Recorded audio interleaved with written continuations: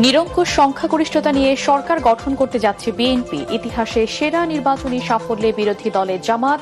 সারা দেশে ভোট পড়েছে প্রায় 60%। নির্বাচনের মধ্য দিয়ে গণতান্ত্রিক উত্তরণের নতুন অধ্যায়ের সূচনা হয়েছে। অভিমত রাজনৈতিক বিশ্লেষকদের দলগুলোর সহাবস্থান দেশের উন্নয়নে কার্যকর ভূমিকা রাখবে বলে আশাবাদ।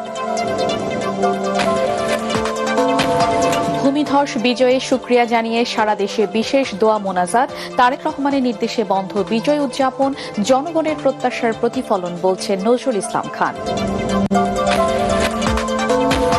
বিজয়ের মুকুট পরে সংসদে যাচ্ছেন বিএনপি চেয়ারম্যান জামাত আমির ও এনসিপির আহ্বায়ক। হারের তিক্ত স্বাদ পেলেন পরওয়ার, মামুনুল, সার্জিদ সহ আলোচিত প্রার্থীরা।